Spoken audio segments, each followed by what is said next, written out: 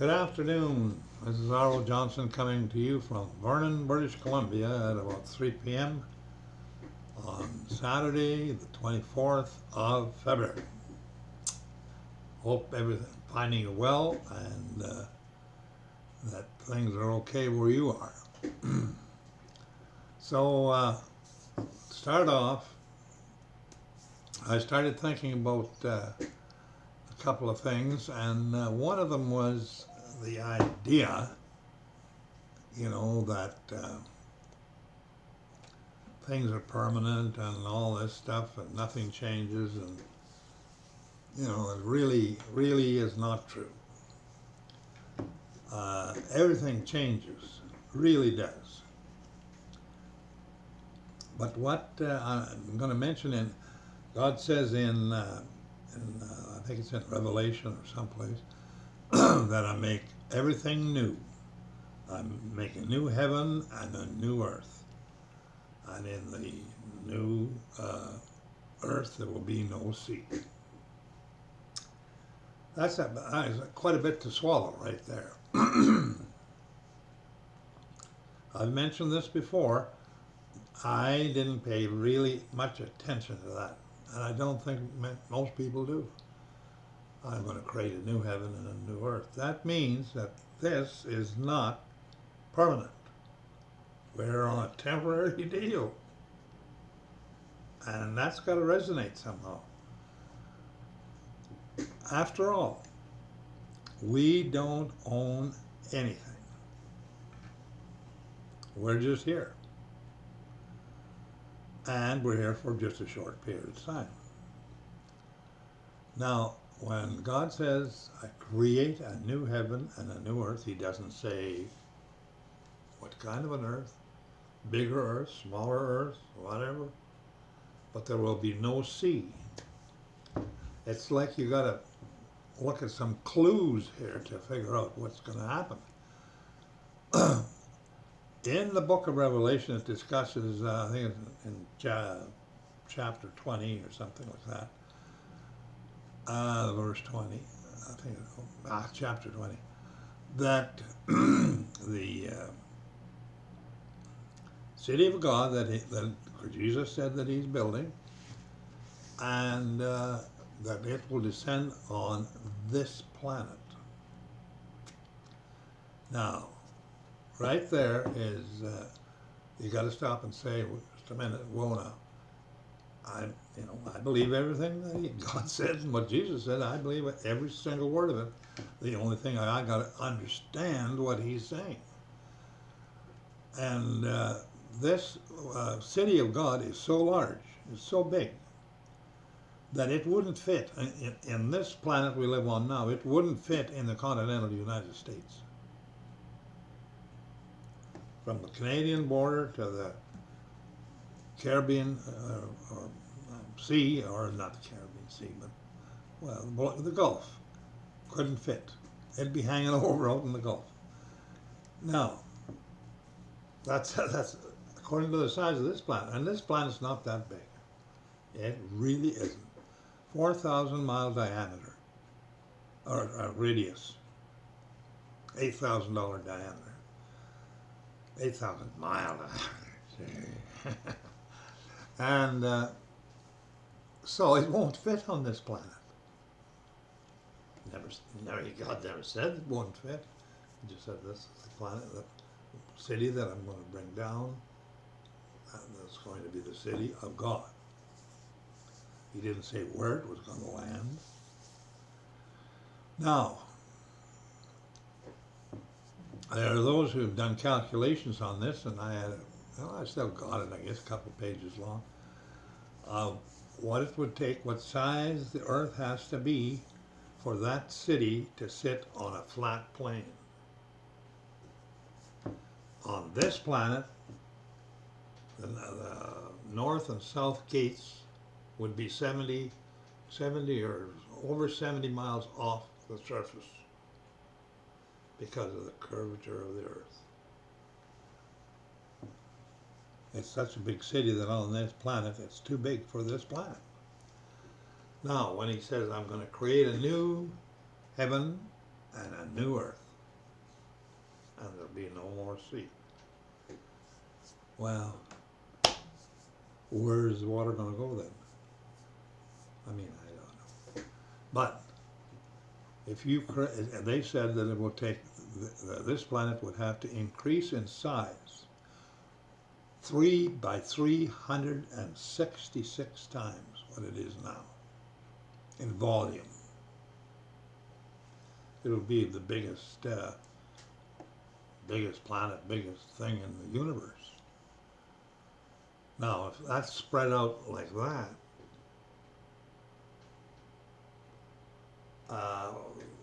where would the original water go? It would just be thinned right out, so that you wouldn't have any.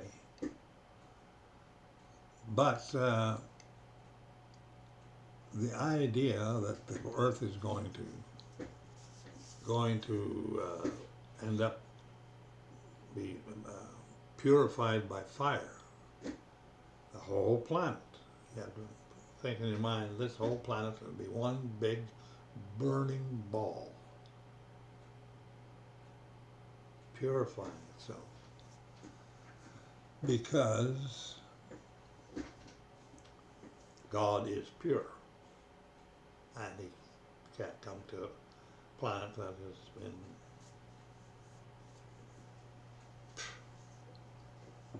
buried in sinful things and whatever. He can't be that. It has to be brand new, perfectly pure, and I guess he decides that he's having it's going to be the main house in the universe. It's going to be the big place. And obviously, if that happens, it's going to be big. Big. Now, why would it be that big? Why? Why does it have to be that big? Well, for one thing, to handle the city that he's developing. But the other thing is, of all these people that could be, the more I think about it, is that, God is capable of doing whatever. And he might make a way for a lot more people to be saved in different levels and different whatever. Maybe so many in the city of God and so many outside the city of God in certain ways, terms, whatever.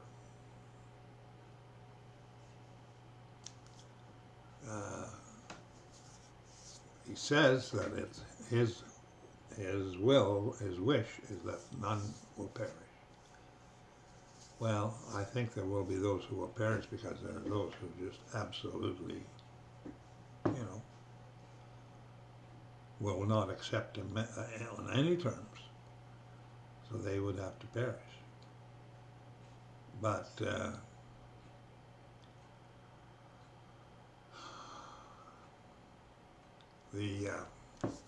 it's such a mind-boggling thing to me that people, whole human race wanders around, get up this morning and have something to eat, and blah, blah, blah, blah, go to bed, get up, and lay down again.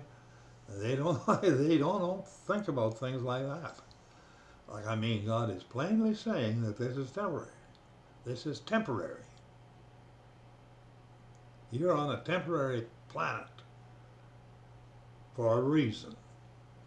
Make up your mind which one you're going to choose. Follow. I'm giving you the chance to be a permanent person. Right now, you're not. You're not a permanent person, because you're born on this planet as a physical person, and you wear out and you die. During that period, you have the opportunity to make a decision greater than yourself, by far.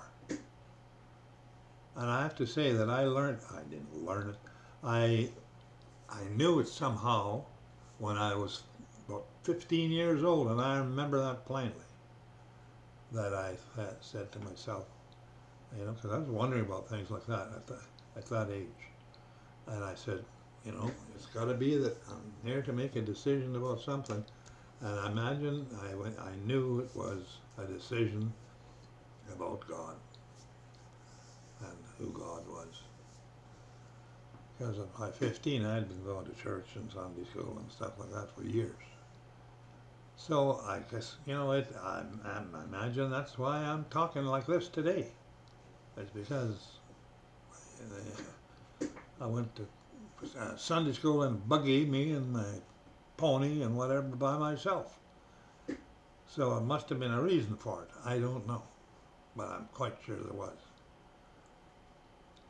And I'm quite glad it was. I mean, I realize sometimes that things have happened to me in my life, good and bad, and I guess some of them were training deals or something. They were pretty tough. But anyway, the thing is, I want to leave a message to you today that I think really a person has to buckle down and realize how temporary we are. Very temporary. I mean, you know, you can be here one day and gone the next. It seems like, and that most likely happens every day to someone. I see it all around me. But you realize that when it comes to somebody's death, for instance, they say, "Did you hear George died?" "Oh, no, is that right? Oh, my gosh, George died. He died. When did he die?" Day before yesterday." "Oh, my God, too bad. That's too bad, eh?" "Oh, yeah. Yeah. Could you pass the potatoes, please?" Well, as long as people care about that. Because it doesn't happen to them. It happens to someone else. I mean, that's what people think. I mean, they don't think that's how the mind works. You know, well, I shouldn't say, I imagine God laughs at the things that happen to people and what people do. I'm quite sure he does. And to think that he went through all this trouble just to have sons. That's the whole thing. There's no other reason for this world and everything else. God wanted sons. And I think women women are a little jealous of the fact that he wanted sons. Well, there's a good reason for that. God does not want two different sexes to live forever in his kingdom, to be fighting, battling, and jealousy. Doesn't need it, doesn't want it, doesn't need the womb. There's no more births. And so the women will not be going to heaven as women, or be, you know, reborn into his kingdom. They will be reborn the same as if I went there. They will be the same. If I'm reborn, I'm not going to be the same as I am. It'll be a different kind of person. What I've seen or read some places that the sons of God will be like 22-year-old males, roughly. And that's the age and whatever, I guess, most of them will look like. And so what's hard about that? You just go there, that's what you're reborn to that too. Same as the man is. Both reborn. They're not the same as they are on the planet Earth. But you can bet that there'll be a lot of women who won't like anybody saying that, even if even if they know in their heart that that most likely is true. I said to somebody today at noon, looking around in the dining room, and I said, you know, there's no women wearing dresses in this room. There's no women basically doing their hair up, except there's a few that have a permanent of some kind. And I said they're all wearing pants. Men the same as men. And I said, I don't know, I guess it's handier, they think it's handier that way. Like, the only, what they do is they pull their hair up in a bun at the back and put a rubber band around it and call it good. And they all do that now. Well, I shouldn't say all, but 90%. And, you know, when I grew up, people, women especially, they looked after themselves. They had curled up hair stuff and whatever, and dresses and dressed up, and you know, they were treated different too. Yes. God even says that women are not to wear men's clothes. I don't think too many people pay attention to that, do you? No, but it's there. It says don't do it. You're supposed to be separate and different, which you are. And now you're jealous of men and want to prove that you're the same as men. Well, good. But that gets into being such a common thing that now a woman with a dress looks out of place, practically. But they sure look a lot better. Anyway, things change. That's why everything changes. And I don't think, I think over the period of time that I've been around, I can't say that a lot of things have been changed for the better. They're not. They're changed more. They're changed more for convenience or, you know, style, I guess you could say, or whatever. But usually, no. Homes and families have not improved. They've gone down. There's no more real families. Well, I mean, there's bound to be some, but on a scale is just, you know, I see it in my own background, in my own families. We had big families when I grew up. Now they're just dispersed and gone. Most of them are not getting married anymore. They're living with each other or whatever. And there's gays and there's whatever. And there's no big families anymore. None at all. I can go back out now, and which I'm going to do in April if I can make it. And it's less and less and less about what I'd call a family community. Less and less and less, and the older people are just disappearing, and the younger ones aren't doing the same. They don't keep the same kind of family.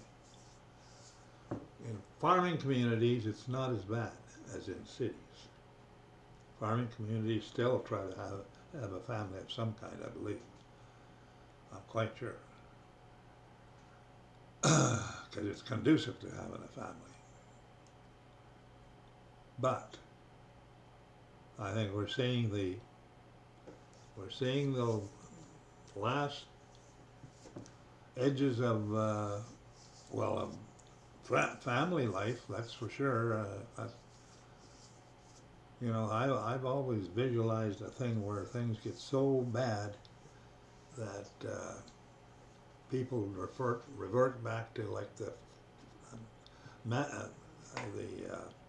survival of the fittest, and people just come and take whatever they want from anybody else and say to hell with it. And I think that will happen because there's things happening already.